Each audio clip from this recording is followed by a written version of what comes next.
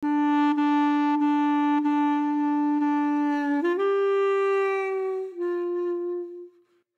desa Awelomin yang ada di kecamatan Nakamese, Kupang, NTT yang bernama Pak Tuce paham betul setiap gerak-gerik dan perilaku warga di desanya. Ia juga paham betul apa-apa saja kejadian yang sedang terjadi di desanya. Termasuk salah satunya di hari itu. Ia melihat seorang warganya yang bernama Edward Sailana alias Edu 69 tahun terlihat sibuk mengumpulkan pasir-pasir putih yang ia letakkan di sekitaran sebuah gereja. Pada awalnya si kepala desa tidak terlalu menaruh perhatian yang besar atas kegiatan yang dilakukan oleh Edu pada saat itu. Ia anggap itu adalah hal biasa dan wajar. Kata Edu pas ditanya, mau ngecor lantai. Keesokan harinya, secara mengejutkan si kepala desa mendengar kabar bahwa Edu diamankan oleh pihak kepolisian atas sebuah kasus yang besar. Lalu dikarenakan ia curiga atas kaitan pasir-pasir itu dengan kasus yang Edu alami, berangkatlah ia menuju gereja yang semalam ia lihat terdapat tumpukan pasir itu. Dan ketika langkahnya ia seret menuju belakang gereja yang terdapat sebuah sumur tuanya, jantungnya tiba-tiba mencelos. Ketika di bibir sumur ia temukan ceceran noda merah yang mulai mengering. Ia curiga temuan itu ada kaitannya dengan kasus yang katanya besar yang dialami oleh Edu. Ia juga curiga adanya kaitan antara kasus Edu, si korban, dan sumur. Tak mau berlama-lama, ia pun pergi melaporkan temuan itu kepada pihak yang berwenang, yang singkatnya kemudian hadir untuk melakukan pemeriksaan terkait laporan itu. Dan ketika sumur itu dibuka tutupnya, terlihatlah sebuah gentong besar warna hijau yang teronggok di dasar sumur kering itu. Dan benar saja, ketika gentong itu berhasil diangkat dari dasarnya, sebuah pemandangan yang sungguh menyakitkan terpampang jelas oleh warga yang turut menyaksikan proses evakuasi tersebut. Sesosok tubuh manusia berjenis kelamin wanita, meringkuk dan tak berbusana berada di dalam gentong besar itu. Terdapat pula pasir di dalam gentong tersebut. Kuat dugaan, pasir itu digunakan oleh pelaku untuk menimbun korban di dalam gentong. Lalu apa yang sebetulnya terjadi dan bagaimana kisah selengkapnya? Jadi begini. Edward Sailana alias Edu, seperti yang saya sebutkan barusan, pria 69 tahun ini adalah seorang pensiunan guru sekolah dasar yang juga merupakan warga desa Awelomin, kecamatan Nakamese, Kupang, NTT. Edu adalah seorang pria beristri yang telah diberkahi 6 orang anak yang kesemuanya telah berumah tangga. Di tahun 2018, anak bungsu Edu baru saja melahirkan anaknya. Bertambahlah keriuhan kehidupan Edu kala itu. Selain sibuk menjadi seorang kakek, Edu juga diketahui berprofesi sebagai pendeta yang memimpin jemaatnya di Gereja Presbyterian Injili Indonesia, Sikumana.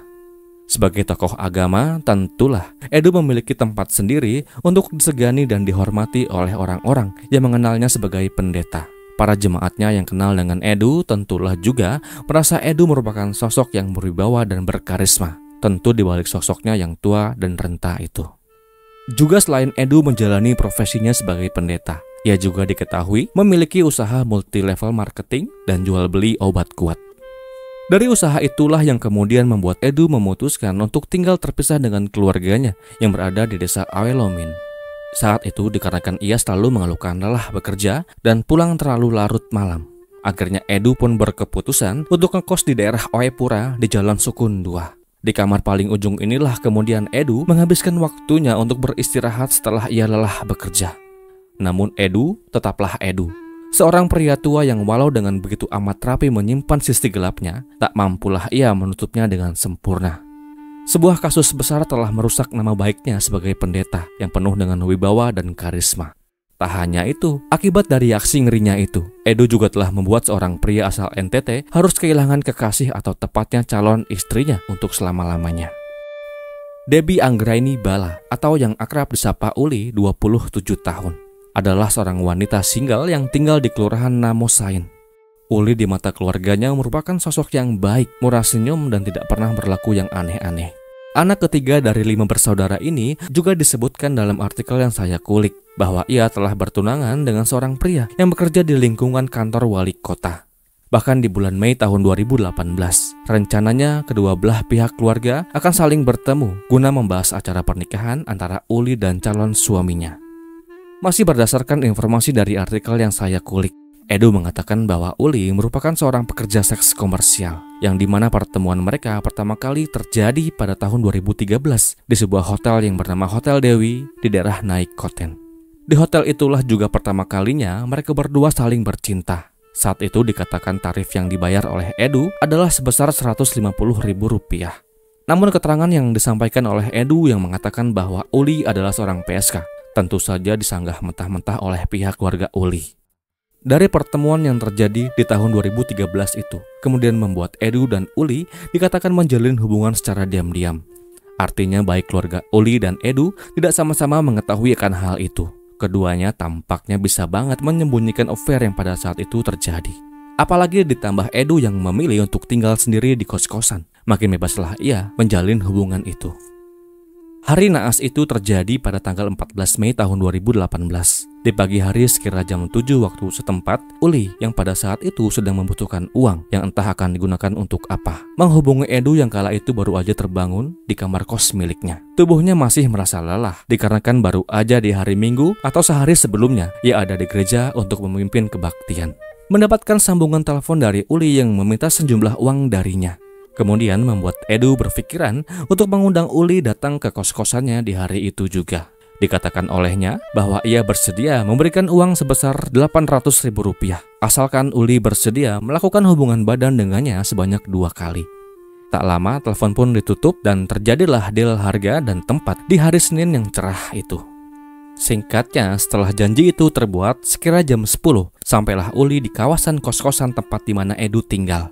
Saat itu kehadirannya disambut oleh tetangga kos Edu yang lain. Orang itu bernama Ibu Yumi. Ibu Yumi sebagai penghuni kos wajarlah untuk bertanya kepada Uli yang merupakan orang asing yang datang secara tiba-tiba di komplek kos-kosan tersebut. Namun kala itu sapaan dan pertanyaan Ibu Yumi yang bilang, "Kakak mau bertemu siapa?" tidaklah dibalas oleh Uli. Yang kemudian Edu tiba-tiba juga muncul menghampiri Uli yang saat itu masih berada di luar. Setelah mendapatkan Uli, Edu langsung saja membawa Uli masuk ke dalam kamarnya. Keduanya berlalu, Ibu Yumi pun juga berlalu, tanpa merasa ada yang aneh kala itu. Setelah keduanya masuk ke dalam kamar, baik Edu dan Uli terlibat dalam sebuah perbincangan yang ringan. Edu pun sempat pula membahas besaran uang yang akan diberikan kepadanya. Dan setelah perbincangan itu tuntas, dimulailah acara yang dinanti-nanti. Namun di tengah-tengah acara yang sedang berlangsung itu, secara tiba-tiba, Uli menolak untuk melanjutkannya dan dia minta berhenti di tengah-tengah acara. Mendapati acaranya terhenti di tengah-tengah, kemudian membuat Edu naik pitam. Tentulah ia marah, dikarenakan belum juga sesi 1 berakhir, Uli sudah mau berhenti. Kemurkaan Edu kemudian ia tumpahkan dengan memukul Uli 1 kali. Pukul telak itu tentu membuat Uli kesakitan. Lalu sambil membawa dompet Edu yang berisi uang, Uli kemudian segera bergegas masuk ke dalam kamar mandi untuk berlindung. Edu yang tahu bahwa Uli membawa dompetnya segera berdiri dan menghampiri Uli di depan pintu kamar mandi yang terkunci. Saat itu Edu memaksa Uli untuk mengembalikan dompet yang ia bawa ke dalam kamar mandi itu. Namun dikarenakan terus saja menolak, semakin memuncaklah emosi Edu di pagi itu. Segera ia ambil pisau yang ada di dalam tasnya, kemudian ia kembali merayu Uli untuk keluar dari kamar mandi. Singkatnya, setelah Uli keluar dari kamar mandi, Edu kemudian menodongkan sajam itu ke arah Uli. Todongan itu sontak membuat Uli kaget, dan singkatnya terjadilah saling rebut sajam antara Edu dan Uli. Saling rebut itu tentu saja dimenangkan oleh Edu. Dan ketika Uli sedikit lengah, Edu kemudian menghujam sajam itu ke arah leher Uli sebanyak 3 kali. Mendapatkan luka di lehernya tak menyurutkan Uli untuk terus bertahan. Saat itu dengan sisa-sisa tenaga yang ia miliki, ia kembali berusaha merebut sajam yang pada saat itu berada di genggaman tangan Edu. Namun naas bagi Uli, ternyata usaha perlawanan yang Uli lakukan malah membuat Edu semakin murka. Lalu tanpa babi dan bu, Edu kemudian menghujamkan sajam yang ada di tangannya itu ke tubuh Uli berkali-kali dan berkali-kali. Total dari hasil visum, Uli mendapatkan setidaknya 20. Mendapatkan serangan dan hujaman itu tentu membuat Uli terdiam dan tak bergerak. Ia pun segera pergi menghadap Tuhan yang Maha Kuasa. Saya ucapkan duka yang mendalam. Selamat jalan Debbie Anggraini Bala. Edward Sailana yang panik kemudian mencari-cari cara untuk menyingkirkan tubuh Uli yang tergeletak tak bernyawa dengan noda merah yang membanjir kala itu. Lalu setelah ia berpikir lama, muncullah idenya untuk menyingkirkan tubuh Uli ke dalam sebuah sumur yang ada di gereja dekat rumahnya di desa Awelomin. Di saat itu ia juga menemukan sebuah gentong besar atau tepatnya tong besar warna hijau yang dimana gentong itu akan ia pakai untuk membawa tubuh Uli di dalamnya. Dan singkatnya, setelah tubuh itu dilucuti semua pakaiannya, Edu pun kemudian memasukkan tubuh Uli ke dalam gentong itu dengan bagian kepala berada di dasar gentong. Tubuhnya Edu tekuk sedemikian rupa agar cukuplah Edu menutup gentong itu dengan tutupannya. Dan untuk semakin menjaganya agar tidak mudah terbuka, Edu memberikan lakban di penutup gentong itu. Setelah semuanya siap, Edu kemudian menghubungi salah satu jemaat gerejanya yang bernama Daud. Daud sendiri adalah seorang supir yang biasa membawa barang-barang berupa sayur mayur, seperti yang ia jalani di hari Senin tanggal 14 Mei itu. Saat itu ia mendapatkan telepon dari Edu yang mengatakan bahwa Edu mau ikut bersamanya untuk mengantarkan sayur mayur ke sebuah gereja di Sikumana. Tanpa curiga, Daud yang kala itu juga membawa anaknya segera melajukan mobil pickup majikannya itu ke arah kos-kosan milik Edu. Singkatnya, setelah antar-antar sayur itu selesai, Edu kemudian meminta Daud untuk mampir dulu ke kos-kosannya. Saat itu seperti yang dikatakan oleh Edu, ia membutuhkan bantuannya untuk membawa satu buah gentong air besar yang katanya isinya beras. Menurut Edu, saat itu gentong yang isinya beras itu ingin ia drop ke rumahnya di Oilomin. Kembali tanpa curiga, Daud melajukan pickupnya kembali ke kamar kos milik Edu. Singkatnya, setelah secara bersama-sama menggotong gentong itu dan dinaikkan ke atas pick-up, Edu kemudian menyuruh anak Daud untuk pindah ke depan saja, biar dirinya saja yang menjaga gentong itu di bak mobil. Perjalanan pun kemudian dilanjutkan, dan setelah menempuh jarak sekitar 5 km, sampailah mereka di depan rumah Edu yang juga saling berdekatan dengan sebuah gereja yang terdapat sumur tuanya itu. Kembali Daud dan Edu secara bersama-sama menggotong gentong itu masuk ke dalam rumah Edu. Bahkan saking beratnya, Edu dan Daud sampai-sampai harus berhenti berkali-kali untuk sampai ke tempat di mana gentong itu akan diletakkan. Dan tuntaslah tugas Daud, ia pulang ke rumahnya tanpa tahu bahwa ia baru saja menggotong-gotong mayat di dalam gentong. Sesampainya di rumah, Edu segera mengusahakan agar gentong itu tetap aman dari pandangan dan jangkauan orang lain yang ada di seputaran rumah dan gerejanya. Singkatnya, setelah dirasa aman dan cukup sepi, dimulailah aksi Edu untuk menyingkirkan atau menghilangkan jejak-jejak kejahatannya. Seperti yang disebutkan dalam artikel yang saya kulik, tubuh uli yang meringkuk itu rencananya akan Edu cor dengan semen. Namun entah dikarenakan hal apa, Edu kemudian hanya memasukkan pasir ke dalam gentong itu. Pasir itu menutupi hampir seluruh bagian tubuh uli. Lalu dengan menggunakan tali tambang, Edu secara perlahan namun pasti memasukkan gentong itu ke dalam sumur kering yang memiliki kedalaman 12 meter. Tuntaslah misinya di hari itu. Seperti yang pepatah katakan, bahwa tak ada perbuatan kriminal yang sempurna. Sama seperti perbuatan yang telah dilakukan oleh Edu terhadap uli. Saat itu dikarenakan hanya dipisahkan dengan tembok yang tipis, Ibu Yumi, si tetangga kos Edu, yang tadi menyambut kedatangan Uli pertama kali, merasa curiga. Dikarenakan hingga malam hari, Uli tak terlihat keluar dari kamarnya. Padahal sedari tadi, Edu sudah pergi entah kemana. Selain itu, Ibu Yumi juga sempat mendengar suara gaduh dan minta tolong. Tak lama setelah Edu dan Uli memasuki kamarnya. Lalu atas dasar hal itulah, Ibu Yumi kemudian melaporkan hal itu kepada pihak yang berwenang. Yang singkatnya kemudian hadir ke TKP dan melihat secara langsung bahwa di kamar Edu saat itu ditemukan banyak sekali ceceran noda merah di lantai. Polisi yang curiga segera mengamankan TKP dan segera melakukan investigasi lebih lanjut. Sepertinya tidak sulit untuk mengungkap kasus ini, dikarenakan pelaku banyak sekali meninggalkan jejak-jejak kejahatannya.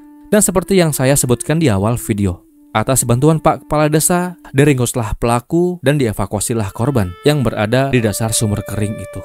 Saat itu Edu segera diamankan oleh pihak keamanan. Ia tak bisa berkutik ketika sejumlah bukti dan saksi dihadirkan saat interogasi. Edu saat itu dijerat dengan pasal 340 tentang penghilangan nyawa secara berencana.